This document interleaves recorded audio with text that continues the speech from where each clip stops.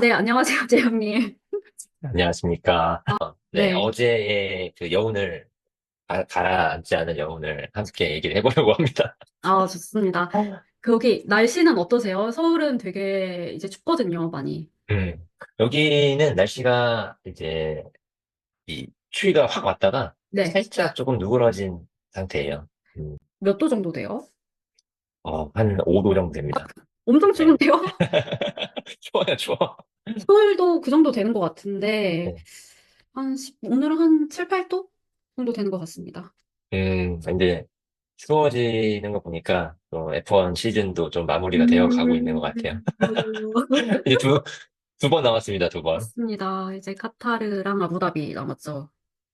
오늘 할 얘기 되게 많을 것 같아요. 맞아요. 일단은 뭐, 시즌의 가장 큰 우승이 정해졌던 그런 그랑프리이기도 하고, 네. 예, 여러 가지 또 재밌는 얘기가 많았어요. 또 라스베가스가, 원래 시작 전부터 네. 이렇게 쇼부터 네. 그렇고 이제 좀 얘기거리가 화제가 많은 그랑프리이기 때문에, 오늘 또 재밌는 얘기 많이 할 수 있을 것 네. 같습니다. 좋습니다. 그러면 저희 그 라스베가스 그랑프리의 퀄리파잉부터 조금 이야기를 나누면 좋을 것 같은데요. 음, 그 퀄리파잉 그냥 간단하게 그냥 제가 생각했을 때 이제 몇 가지 포인트들이 중요한 게 있는 것 같은데요. 첫 번째는 갑자기 퀄리파잉이 너무 추웠잖아요. 그래가지고 트랙 맞아요. 온도가 올라가지 않아서 모든 팀이 이제 타이어 예열하는 데 시간과 공을 많이 들였다라는 걸로 조금 한마디 요약할 수 있을 것 같은데, 맞아요. 예. 뭐, 저녁 일정이라서, 네. 예상 온도가 한 20도, 아래였다고 처음에는, 생각을 했는데, 10도도 안 됐어요. 그래서 그러니까 그만큼, 뭐, 지금 저희가 뭐, 앞서서, 춥다라고 얘기를 맞아요. 했는데, 라스베가스도, 이제 겨울이 다가와서 그런지 10도가 안 되는 날씨였고, 네. 또, 다행히 이제 퀄리파잉보다는 레이스 당일에는 조금 기온이 올라가서, 맞아요. 네. 시작 전에는 18도 정도 됐다고 네. 하는데, 일단, 퀄리파잉이랑, 그 다음에 또 프랙티스에서는 굉장히 각 팀들이 좀 어려운 모습을 보였습니다. 맞습니다. 그래서 이제 온도 때문에 타이어 예열에도 이제 문제가 있었고, 스트릿 서킷이었잖아요. 그래서 맞아요. 예. 트랙 에볼루션이라는 강력한 이점을 가지고, 그, 도박꾼 조지 러셀이 그 뒤에 나가려고 어거지로 이제 팀 라디오로 계속 나 뒤에 내보내달라고, 이거 계속 체크해달라고 해가지고, 네. 약 물고 뒤로 나가는 이제 도박을 감행해서 결국 폴 음. 포지션까지 차지했더라고요. 일단은 메르세데스가 굉장히 좋은 모습을 보였어요. 네. 첫날부터. 그래서 금요일 이제 퀄리파잉이 시작하기 전에 이 프랙티스 네. 3, 세 네네. 번째 비쓰리. 세션에서도 굉장히 러셀이 좋았고 어, 뭐 해밀턴도 상당히 강한 네. 모습을 보여줬습니다. 네. 결국에는 퀄리파잉 Q3죠. 네. Q3에서 두 번의 주행 실수를 하면서 네. 결국에는 12위로 시작을 했고 그 결과가 그 여파가 이제 레이스까지 이어졌는데 그거를 제외하면은 거의 메르세데스가 굉장히 강한 모습을 보였다고 생각을 해요. 그래서 메르세데스 외에 좀 특별한 점을 얘기를 하면 네. 사실 뭐 메르세데스 같은 경우에 직선주로 해서 절대적인 속도에서는 그게 빠르지 않았어요, 네. 이번에도. 스피드가 조금 좋지는 네. 않아요. 그래서 러셀의 네. 경우는 이제 섹터 1, 2에서 가장 빠른 스피드를 냈지만 직선주로로 구성이 되어 있는 맞습니다. 섹터의 3만 보면은 7위의 기록이었거든요. 네. 이 탑 스피드만 보면 전체 17위의 퍼포먼스였던 만큼 17이나 돼요? 사실 퀄리파잉에서 이제 메르세데스 이야기랑 더불어서 알핀 얘기를 조금 빼놓을 수가 없을 것 같기는 해요. 음, 알핀에 갑자기 이제 경사가 겹쳤더라고요. 뭐 사실 레이스까지는 이어지진 못했지만 그래도 P3. 네. 네. 그쵸. 알핀 같은 경우는 이제 뭐 시즌 막판에 들어서 좋은 모습을 계속 보여주고 있어요. 특히 이번에도 가스리가 C3, 네. 3위를 기록하면서 좀 인상적인 모습을 보여줬고요. 네. 레이스에서는 좀 안타깝게 네. 됐지만 일단 리버리뿐만 아니라, 근데 업데이트를 그렇게 많이 가져오진 않았어요. 그, 찾아보니까 서스펜션 쪽에 업데이트를 한 가지 딱 들고 왔던데, 음, 그게 운 좋게 그 가슬리랑 되게 잘 맞아떨어졌던 것 같더라고요. 그래서 뭐 정확하게 가슬리가 언급하진 않았지만 서스펜션을 조금 더 이제 타이트하게 조금 조였고 그게 이제 코너들에서 잘 워킹을 했다라는 언급을 했어가지고 결국은 이번 뭐 저희가 이따 얘기할 거지만 라스베가스 그랑프리가 타이어 음, 매니징에 되게 중요했잖아요. 그리닝 이슈도 되게 음, 많았고 그래서 서스펜션이랑 그 다른 부수적인 세팅을 얼마나 되게 최적화해서 딱 맞추느냐가 관건이었던 것 같은데 알핀이 운 좋게 그런 그 스위트스팟을 잘 찾은 것 같더라고요. 메르세데스 경우도 마찬가지였지만 결국에는 이제 서스펜션 네, 업데이트가 강화됐다는 부분이 이번 레이스가 직선주로보다는 맞아요. 코너링에서 더 역할이 중요했다라고 네네네네네. 얘기해 주는 것 같아요. 이어서 뭐 레드불 얘기를 조금 하면은 맞아요. 막스가 이제 P5로 퀄리파이를 마쳤죠. 이번 주말 뭐 다른 팀들도 마찬가지지만 레드불이 특히나 스피드가 좀 떨어지는 이슈가 있었어요. 네, 그래서 이 프랙티스 때는 프랙티스 2 같은 경우는 막스는 17위까지 떨어지는 모습을 보였단 말이죠. 네, 페레즈도 굉장히 계속 안 좋은 모습을 보여줬고 네, 이때 이제 프랙티스가 끝나고 여러 가지 이슈가 있다고 했는데 결국에는 리어링 세팅을 변경을 했거든요. 맞아요.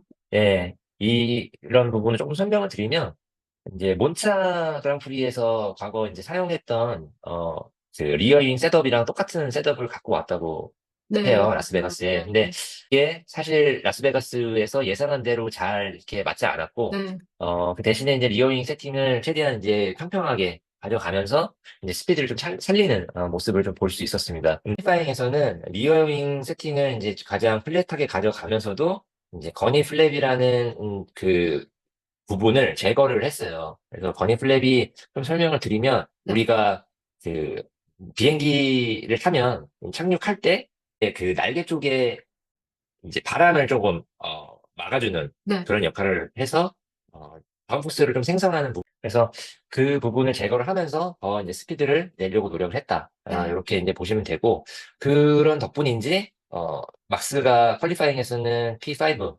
5위까지 순위를 끌어올릴 수 있었습니다. 뭐 레이스 얘기를 뭐 이따가 하겠지만 레이스 당일에는 이제 뒤에 리어잉을 이제 손수 네, 메카닉들이 잘라가면서까지 들었어요. 네, 최대한 스피드를 살리려는 모습을 보였고, 사실 이제 코너링에 문제가 생길 수도 있지만, 뭐 맞아요. 워낙 막스의 레이스를 네, 좀 믿고, 레드불에서 그렇게 조치를 한 게 아닌가. 그리고 또 네. 그게 잘 맞아 떨어졌다. 라는 의견을 드리고 싶네요. 예. 막스가 여러모로 좀 뭔가 드라이빙 할 때 되게 위험하게 하잖아요. 투무브 이런 거 되게 교묘하게 음, 투무브 막 이런 식으로 하잖아요. 이제 자신감이나 드라이빙 스킬은 그 사실 타의 추종을 불허하는 것 같습니다. 근데 반면에 이제 페레즈는 P15, 그러니까 15등에서 마무리였던 것 같은데 그거에 대해서는 저도 이제 인터뷰랑 좀 찾아봤는데 뭐 이렇게 특별하게 차에 대해서 불만을 표하거나 뭐 이런 건 없고 그냥 조금 음, 오늘 실망스러운 퀄리파잉이었다. 그냥 이 정도로 매번 하는 것처럼 그렇게 인터뷰를 좀 음. 마무리했더라고요. 네. 뭐 저희가 뭐 드라이버 시트에 대해서는 또 나중에 네. 얘기하겠지만, 좀 페레즈의 퍼포먼스를 계속 사실 기대하게 되거든요, 매주. 기대하게 되는데, 항상 좀 그 기대에 너무 못 미치는 모습이다 보니, 이제 팬들도 조금, 본인 스스로는 그런지 모르겠는데, 팬들도 지켜보는 사람들도 이제 좀 내려놓은 것 같아요. 네. 그쵸. 그리고 저는 이번 그랑프리를 보면서 페레스가 안타까웠던 게 로슨이랑 배치를 자꾸 벌이더라고요. 그러니까 로슨은 음, 그냥 빠르게 그냥 원래 그냥 치고 넘어가는 그냥 로슨이 오히려 자동문, 열린 문인 스타일이었는데 그렇습니다. 그럴 레벨이 원래 아니었는데, 네, 지금 맞아요. 어디까지 내려간 건지 사실 그러니까요. 모르겠네요.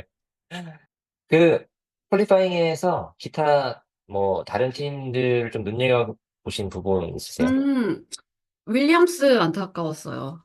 콜라핀도 브라질에서도 한번 해먹었는데 잘 이번에도 한번 해먹어가지고 바로 레이스 직전까지 이제 수리를 솔직히 그 정도 반파됐으면 못 나올 것 같다고 생각이 됐는데 어떻게 이제 네. 약 물고 고쳐가지고 나왔더라고요. 윌리엄스 같은 경우는, 그, 이제 더 이상 예산의 문제도 있고, 네, 너무 맞아요. 많이 차량에 파손이 있어서, 이번에 사실 한 번 더 만약에 파손이 일어나면 다음 뭐 카타르 그랑프리나 아부다비 그랑프리에서 두 대 차량이 나오지 못할 수도 있다. 뭐 이런 얘기도 있었어요. 좀 안타까운 게 이제 콜라핀토가 자신감이 조금 붙어서 제 생각에는 자신감이 음, 붙었기 때문에 이제 무리하게 레이트 브레이킹을 하고 코너링을 하다가 이제 다 부딪힌 것 같더라고요. 그래서 음, 게다가 이제 아, 막스도 콜라핀토한테 이제 콜라핀토를 겨냥한 건 아니지만 콜라핀토 사고에 대해서 언급을 했던 게 전문가들은 당신네들은 그렇게 막 잘 알지도 못하면 콜라핀토 사고에 대해서 왈가왈부하지 않았으면 좋겠다라고 굉장히 강하게 표현을 했더라고요. 음. 아무래도 이제 뭐 라스베가스 그랑프리 서킷 자체가 선수들한테 조금 아직은 익숙한 서킷이 아니기 때문에 그런 맞아요. 부분도 있었던 것 같습니다. 네. 이제 두 번째니까 그쵸. 네. 네. 저희 퀄리파잉 이야기는 여기까지 하면 좋을 것 같고요. 네, 레이스 리뷰로 간단하게 조금 넘어가 볼까요? 재영님이 생각하시기에 이번 레이스에서 뭐 인상 깊었던 점 하나 말씀해 주실 수 있으실까요?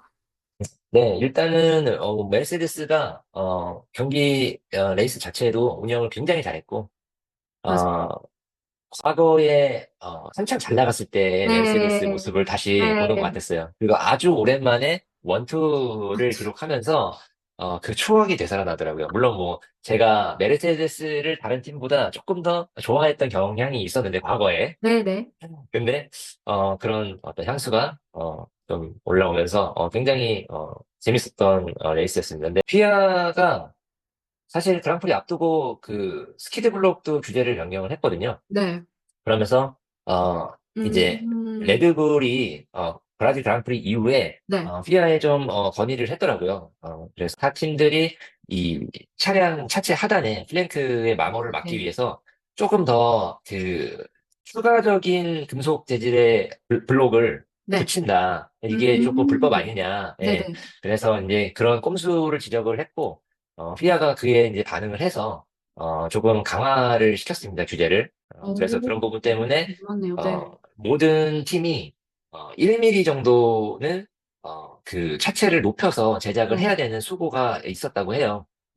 좀 더 말씀드리면, 그 프랭크 마모가, 쉽게 될 수 있기 때문에, 네. 팀들이 할 수 없이 이제 그 차체를 올려서 제작을 한 부분이 있었고, 뭐, 그 부분에서 어떻게 보면, 메르세데스의 그 플랭크 조정이 다운포스와 어떤 결합이 잘 저, 돼서, 네. 어떻게 보면 운이 좋았다고 할 수도 있고, 뭐, 레이스의 어쨌든 중요한 부분을 가져왔다고 생각합니다. 맞아요. 음. 좀 첨언을 하자면, 그니까 뭐, 해밀턴도 그 포스트 레이스 인터뷰에 언급을 했고, 이제 러셀도 말을 했지만, 이번에 업데이트가 뭐가 정확하게 잘 워킹해서 우리가 승리를 했는지는 아직도 모르겠다라는 언급을 음, 했지만, 그래도 예상이 가는 거는 두 가지인데, 이제 첫 번째는 라이드 하이트, 그거 사실은 플랭크 음. 조정한 거랑 어떻게 보면 살짝 연관이 되겠죠? 라이드 네. 하이트 차체를 가능한 많이 낮추었던 게 워킹을 했던 것 같고, 그리고 두 번째로는 아까 언급했던 그 알핀이랑 좀 비슷한 건데, 서스펜션을 아주 단단하게 세팅을 했다라고 하더라고요. 음, 근데 동시에 이제 라스베가스 트랙이 되게 스무스하게 되게 부드러운 트랙이어가지고, 오히려 서스펜션을 단단하게 세팅을 했던 게 그립에 훨씬 더 좋은 영향이었고, 라스베가스 그랑프리 보시면 아시겠지만, 그 섹터 3의 그 1.9km의 트립에서 성패가 결정됐던 게 아니라, 그 원투에서 이제 코너링에서 많이 성패가 결정됐잖아요. 그래서 네. 그때 좋은 그립이 서스펜션 세팅이 잘 됐기 때문에 좋은 그립으로 그 랩타임 감소에 도움을 주었고 결과적으로는 이게 우리 그 승리를 이끌었던 게 아닌가. 사실 이번에도 제가 눈여겨본 부분이 이제 메르세데스의 우승도 있지만 네. 또 결국에는 페라리와 맥라렌 네. 간에 너무 죄송한데 제가 네. 맥라렌을 독어로 어떻게 방금 발음하신 거예요? 그래서 이게 맥라렌을 독어 발음은 꼭 아니지 않나 싶긴 한데 저희는 이제 맥클라렌이라고 하거든요. 맥라렌 근데 C를 예, 강하게 발음하시는 거죠? 그렇죠. 예, 저희가 이제 쉽게 얘기하면 맥도날드도 맥도날드라고 아 하는 것처럼 진짜요? 맥클란 메세데스 이렇게 알고 있습니다. 그래서 그래서 제가 가끔 네. 맥클라렌이라고 얘기하면 맥라렌이라고 이해해 주시면 되겠습니다. 아, 네, 알겠습니다. 그래서 저희 페라리는 페라리인가요? 페라리입니다. 예, 페라리 이슈 좀 얘기 좀 해주시죠.